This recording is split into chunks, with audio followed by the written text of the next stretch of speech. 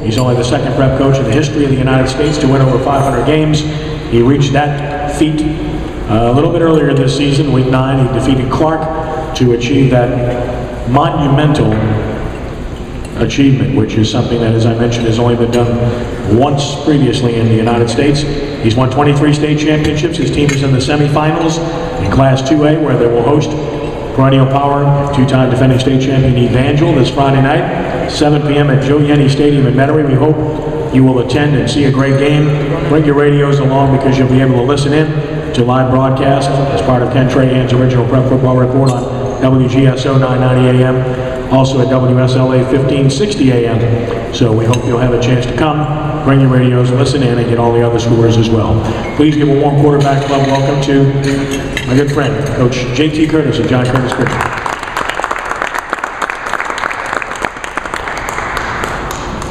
Thank you, Kenny. It's good to be here. Good to see everybody, and I think we're finally getting into some real football weather. It turned a little chilly on us, but that'll be one of the adjustments that we have to make. And you get to this time of the year, and you have to deal with injuries as well as having to deal with difficulties of overcoming the Thanksgiving holidays and being able to get your team prepared in order to play in the semifinals. And of course, we do have a tremendous challenge ahead of us at UC Evangel High School. They're no stranger, obviously, to our community or to us or to Louisiana high school football.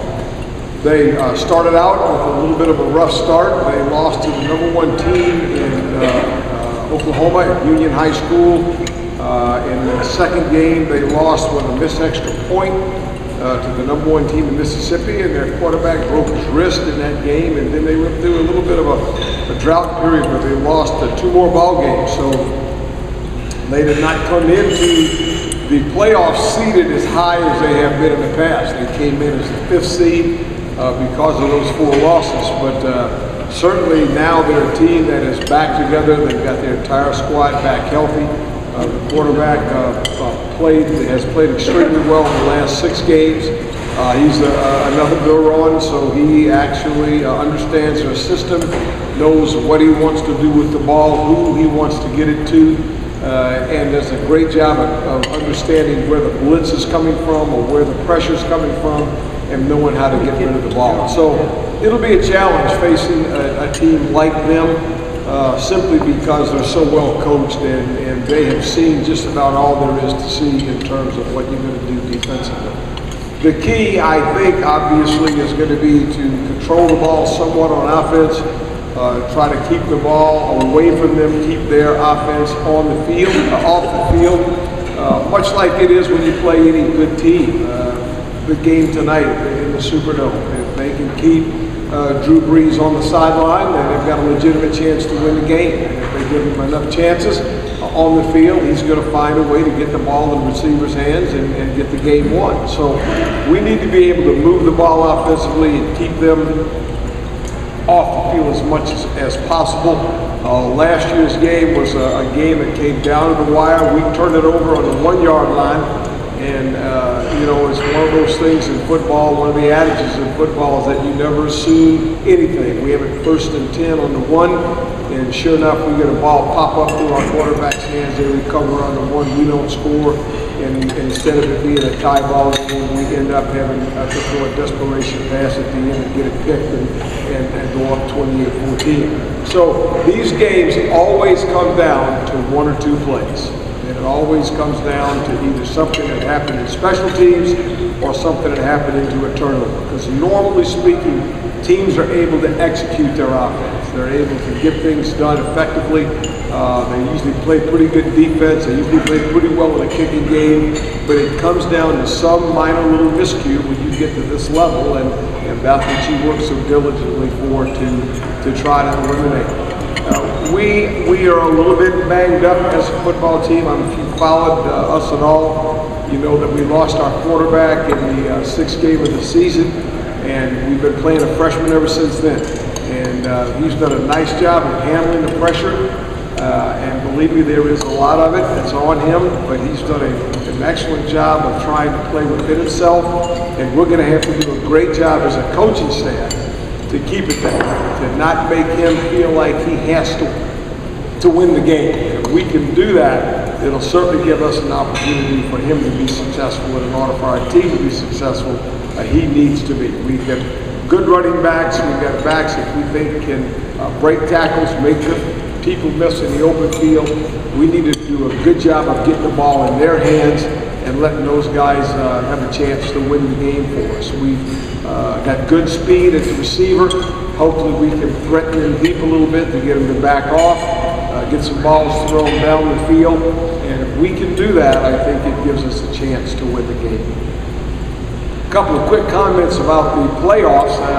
We were obviously disappointed this last weekend that we had a couple of our teams, local teams, that were eliminated by awfully good teams. But I think that 5A is just wide open. I've heard high school certainly is a team that people have talked a lot about, but I really think it's wide open. I don't think there is a dominant team in 5A, and it's going to be an interesting run to the Dome there. In 4A, I think the team that has to be beat is Neville.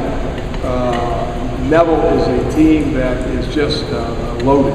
They've got a good program. They've got a group of guys that have played together. The coaching staff has been together for a long time. And I think that if Carr or Lutcher and one of those two teams are going to unfortunately be eliminated this weekend, play them, they'll have to play great defense to keep their offense under control. In 3A, I give St. Charles Catholic as much a chance as anybody. I think they're playing really well. His team has overcome a tremendous amount of injuries. Lost both their starting running backs, and I played against those guys the last 3 years when they were in our division, and now they've moved to 3A. They're going to play Parkview Baptist at home this week, and that'll be a heck of a game. Got to see Parkview scrimmage Covington, who we played early in the season, and Parkview had some injuries and have got some players back. Of course, we've talked about 2A, and the two teams on the other side of us are Winfield and Calvin. Winfield is a team that you all probably don't know a great deal about, but it's a team that has a great tradition of high school football and have great skilled athletes. And I think, again, that's going to be a battle much like ours between Calvary and Winfield, a team that has great skill. And, of course, in single A, we're hoping that West St. John's are going to be able to be in there to bring us another local team. So that's kind of an overview of what you can expect from us in the playoffs. Can we answer questions now, or any questions that I can answer? Raise your hand. Yes, sir, Mr. Jones. Yeah, how many college prospects do you have? You know, we have two that are already committed. The big tight end is committed to LSU, and the outside linebacker has committed to Mississippi State. There's another two guys and possibly a third guy that are going to be recruited that are good players for us. Chris Lord is a defensive lineman that's a little bit undersized, but is really an effective player, and he'll need to play well for us on Friday night. Trey Perrier is a wide receiver that has made big plays for us, both in the return game and as a receiver. And then we have a big left offensive tackle that has only played really high school football 2 years. And when I say big now, I'm talking 6'8", 330. He is big. And it's a little bit of a disadvantage for him in high school because he plays against guys that are smaller than him. And to get himself in a position to block them, believe it or not, is not easy for him. But he's a guy that we think has a lot of potential. John Levins, who we think has a lot of potential and probably will have a chance to play Division I football. So those guys are this year's seniors, and we have a nice junior class. All of our running backs are juniors, and as I mentioned, our quarterback is a junior with the freshman backing him up. So we'll have a nice junior class that will come back also. Anybody else? Yes, sir. Coach, how many times in the playoffs have you run into Evangel? How over the many times years? in the playoffs have what? Have you crossed paths with Evangel over the This years? will be our 5th time actually playing. We played in the Half-Bloody Classic when Brock Berlin was the quarterback. I remember Brock, and they beat us in the Classic with Brock and that group, and then we played 4 times, and we've split those 2. So they're up 3-2 going into this ball. Anybody else? Oh, good. Thank you all. That's a great question, and I should have said something about that. And because Guy LeComp's a friend of mine, I can't give enough credit to the job they've done at Vanderbilt. He's got those guys playing. They've got a senior quarterback, a Bergeron kid. They've got 4 senior wide receivers, and a lot of people count them out against West Monroe, okay, because of the name. And I know they have to go on the road, but I really think Vanderbilt High School is going to have a chance to make some noise up there, because not only do they throw the ball and catch the ball well, but they can make yards after the catch. So they might put West Monroe back on their heels just a little bit with their offense. You know, West Monroe lost to Byrd. And one of the ways they did that was that they were not able to get their offense on the field because Byrd ran the ball so effectively. Well, Guy at Vanderbilt does the same thing with the passing game. It's a short passing game, it's a quick read game, it's a quick screen game, and he's got some experience with the wide receivers and the quarterback. And I would not count Vanderbilt out going to West Monroe to play. I really wouldn't. He does a great job coaching. And I think that's going to be a better matchup than people realize. Yes, sir. Yeah, JT, I saw the game the other night with Vanderbilt, and they just don't look like a real good ball club, but they just do things over and over and over. This quarterback, I don't think he weighs 150 pounds.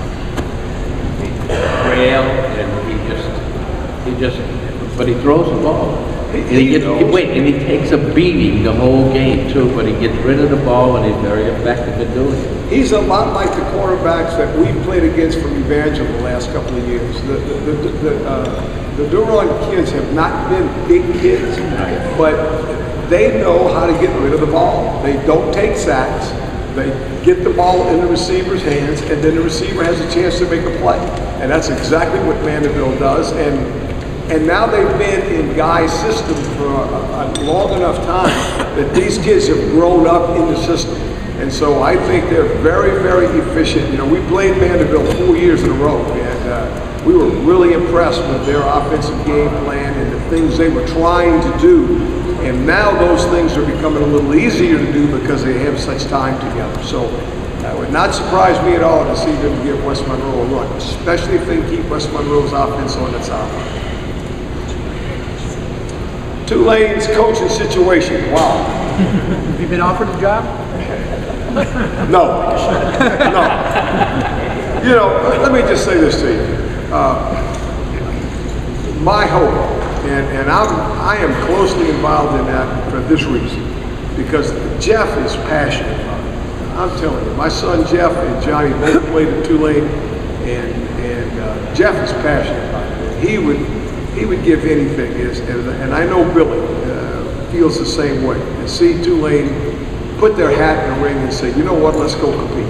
And my understanding is, and talking to Coach Rich Rodriguez, and I was involved in that just a little bit, that it was a much closer decision than people realized between Tulane and Arizona. I know that might not sound right to you, but I can tell you, I think Tulane did all they could do to give him an opportunity to come there and a chance to coach. And I think his expression to me is that he felt like he had a better chance to win the national championship at Arizona if he recruited properly.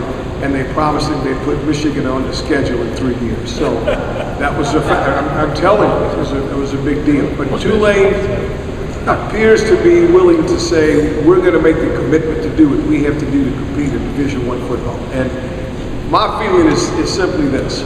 If TCU could do it, Tulane can do it. I've got a young man playing at TCU, and I'm telling you, he absolutely loves the place. He loves the school.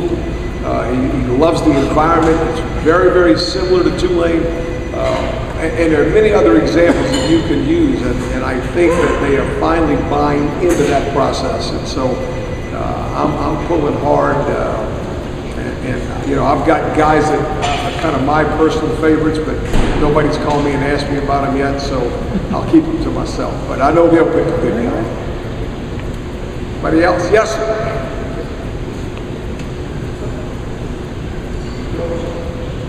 Coach, congratulations on your 500 wins. You're number 2 in America now, aren't you, as far as wins and total coaches? The number 1 coach, I believe, is a man in his mid-80s. That coach, do you know this gentleman? And how long do you think he'll keep coaching? And do you see yourself coaching another 25 years? I'm not going to be 85, I can tell you that. I'm going to be working at Duncan Boiler Service when that happens. I can tell you I'm doing that. I promise you. I'm going to get some of those benefits, man. John McKissick is a great guy. He really is. And he loves coaching football. And there's no question the last couple of years, he has hung in there because he wants to reach 600. That's what his goal is. And he'll probably make it this next year coming up. But he's 85 years old, and he is still active on the field every day. And more power to him. I would just say that he doesn't live in South Louisiana in August, and that certainly helps. Gentlemen, thank y'all very much.